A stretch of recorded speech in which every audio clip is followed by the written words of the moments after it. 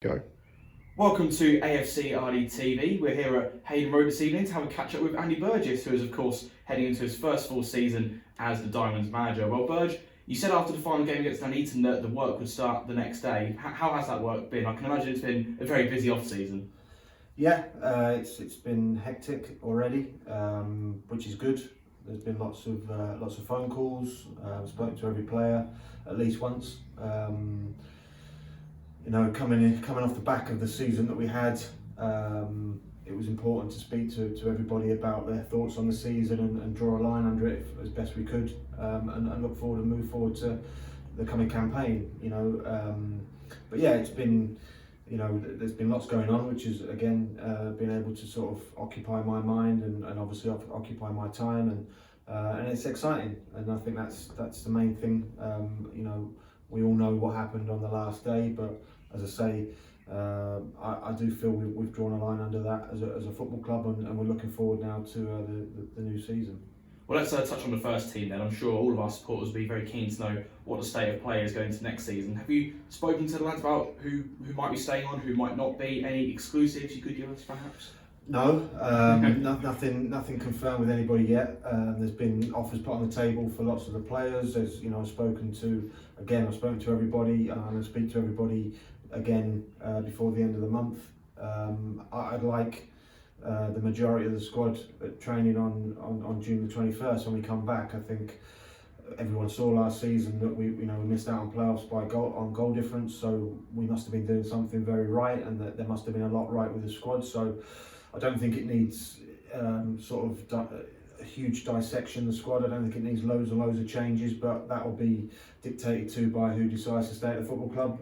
Listen, players will be getting phone calls left, right and centre from football clubs because they're good players, so I expect that, and some of them will have had offers from above, some of them have had offers for more money and things like that, and all we can do is offer them what we can offer them. All we can do is try and set out our stall, and they've seen firsthand what the way I want to work and the way I want to go about things. So hopefully that's a positive, and they use that as a reason to want to stay. But ultimately, we need players at this football club who are here for the right reasons, and that's to do well for AFC Rushden and Diamonds, and hopefully see it as either an opportunity to put themselves in the shop window to go higher, or go higher with us as a football club.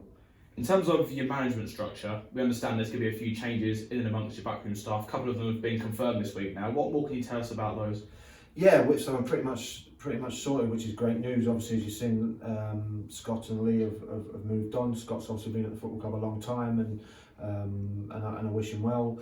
Lee, on the other hand, hasn't, but was always here on a temporary agreement. And again, great guy, and I've got a lot of time and respectfully, and again, I wish him well. But we have to look forward, and we have to do what's right for the football club. And again, Lee was always temporary, so once I got the job on a permanent basis, I've been speaking to people, and I'm absolutely delighted to say that Chris Wilmot has agreed to come on board as my assistant manager. Chris is someone who I played with at Oxford United. He's a fantastic fella, probably the most sensible footballer I ever played with. Very much not in the mould of a typical footballer. He's a real good guy. Played at the top level, played in the Premier League for Wimbledon, came through at Luton. He's a local guy, born in Bedford, same as me, and lives in Northampton, and ticked loads and loads of boxes. He's a real good coach, and since I've started speaking to him about the opportunity to come in, I've been delighted with his enthusiasm, with his thoughts, with his visions, and his input, and I know he'll be a fantastic acquisition for the football club. So Chris is someone who I'm delighted is coming on board. Alongside Chris, I've appointed a head of performance, which I think is a huge step forward for the football club, a fellow called Martin Worley, who I work with at Accrington Stanley Academy. He's phenomenal in his field, in terms of strength and conditioning and fitness and well-being, and he'll work heavily with the players who are returning to fitness from injuries, and he'll head up all our obviously pre-season fitness. He'll head up all the warm-ups, pre-game, pre-training. As I say, I worked with him at Accrington Academy, but he's got a job down south with the Ministry of Defence, and it's really lined up brilliantly because he's generally the best strength and conditioning coach I've ever worked with. So to have the opportunity to bring him here again, he's somebody who mirrors my work ethos and mirrors my visions, and he's unbelievably energetic and enthusiastic, and he'll be a major part of what we do and how we look to progress off the pitch this season, and how we look to try and help the players be more robust, be fitter, be stronger for longer really throughout the season, because I think that's an important part of this club, especially at this level in this league where it's quite a physical competition. Staying on is Rushden O'Farrell, the sports therapist, which is great. Gets on really well with the players. Has got a great way with the players, and there's a lot of respect, mutual respect between the players and her. She's been at the football club, I think, knocking on 2 years now, which is great for continuity. So delighted she'll be working closely with Martin on rehab and bringing players back onto the pitch. So that's a real positive.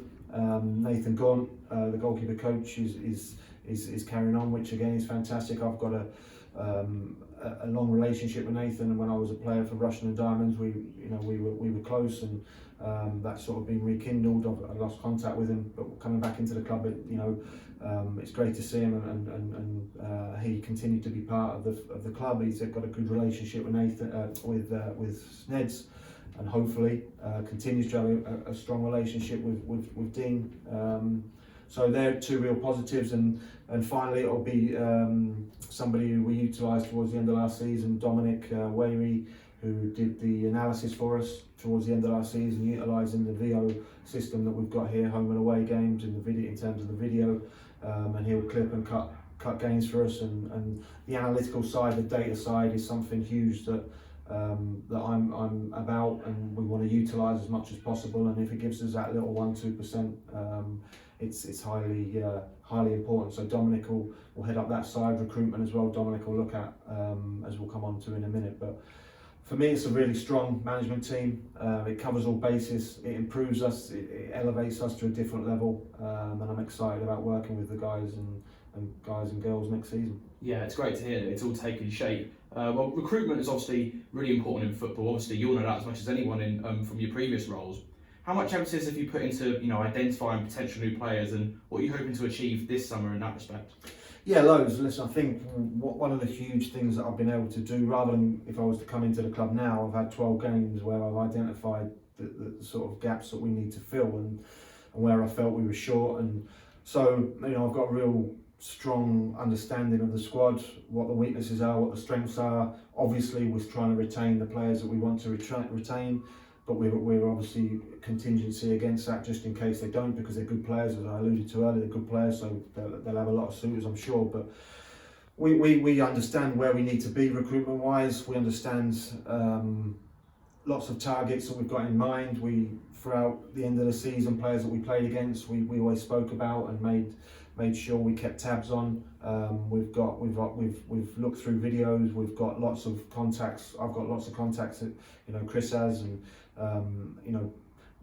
people want to come and play for this football club, which I think is the first and the most important thing. Sometimes you don't have to do anything. Players come to you. I've had phone calls from players who have played here previously. I've had phone calls from players who want to play at this football club, and that's huge. And that makes you look at the things that you're doing are right, because they're spoken to players who are in the dressing room now, and they recommend ringing me and speaking to me. So that's a positive. There's lots of different facets to recruitment. There's lots of different ways to go about it.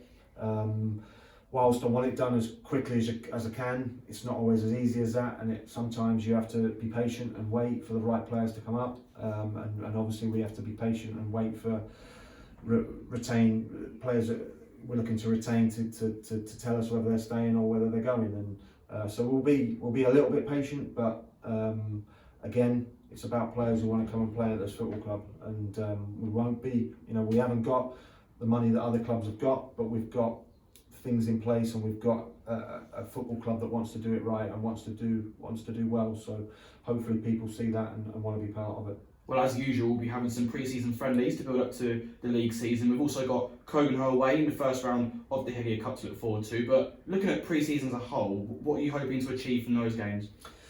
Well, pre-season's about ultimately being ready for August 6th. that's you have to build up. You have to for me, you have to come up against lots of different scenarios. I don't think it's healthy to win every game 5-0. I don't think it's healthy to lose every game 5-0. I think you need to be tested. I think you need to be stretched. I think it's great to be exposed in certain games where it causes problems, and you have to think, if you go through pre-season and you don't come across any problems, and then all of a sudden first game of the season the team you play against exposes that problem, then you're playing catch up. So pre-season has got to act as one big long learning curve to as I say, to get you ready for August the 6th. Fitness wise, obviously it's hugely important.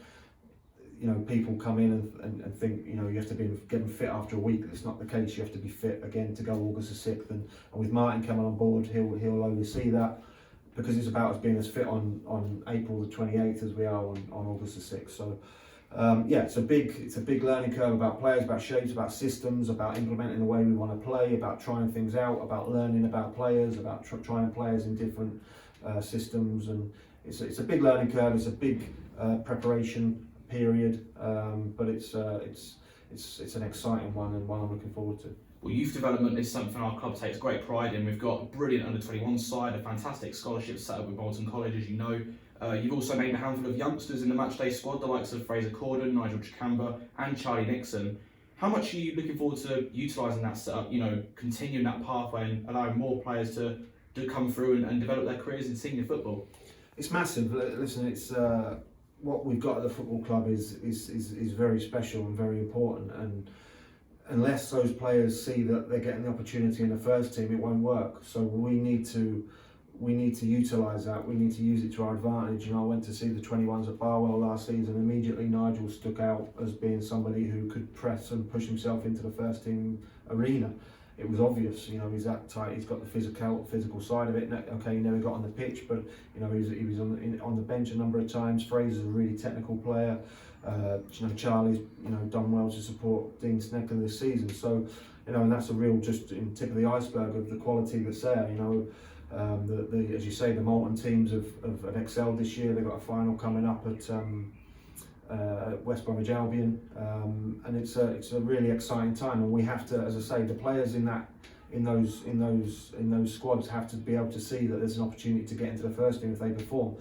I had it at Rushden and Diamonds. You know, I was afforded the opportunity. Chris Wilmot had it at Luton. He was given the opportunity. Unless players are given the opportunity, A, you'll never know if they're good enough, and B, they'll never have a career. You know, they'll never have the opportunity to have the career in senior football that they perhaps should have. So it's massive. I'll be buying into it, Matt. You know, in a big way. I'll make sure I'm seen as much as I possibly can be throughout the whole academy, not just the 21s or the 18s, through down to the youngest age group. Chris will as well. And it's something, you know, I'm prepared to give players the opportunity, as long as they're showing that they've got the qualities, as long as they're showing that they've got the attitude.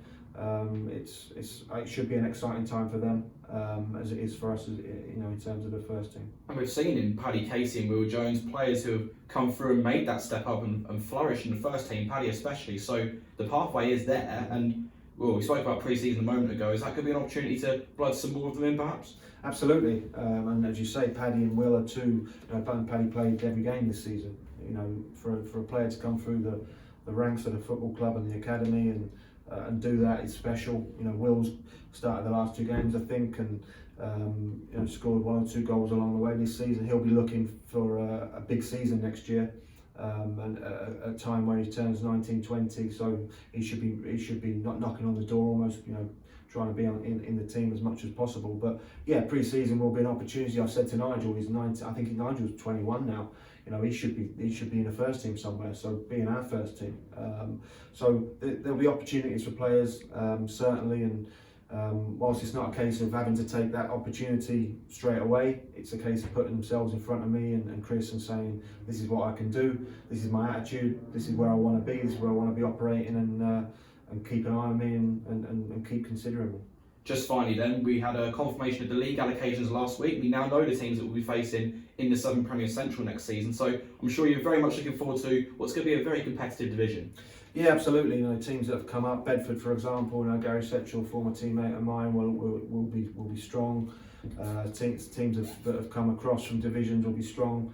It'll be tough. It'll be competitive as it always is. There'll be people, I think, probably who finished in the bottom quarter of the league that will be at the top end of the league, and vice versa. And it's really difficult sort of level to try and guess who's going to do what. But all we can do is get ourselves right. All we can do is work hard between now and next season to make sure that we're in the best shape we possibly can. We've got some great friendlies in pre-season. I think we've had confirmed already. We've got Kempston Rovers, Stanford, we're away at Stanford, and then Luton Town are bringing an under-23s team, hopefully with 1 or 2 first-team players potentially in the mix. So we've got a great pre-season lined up, and that should hopefully lead into an exciting campaign. Well, Andy, thanks very much for your time. We'll see you again soon.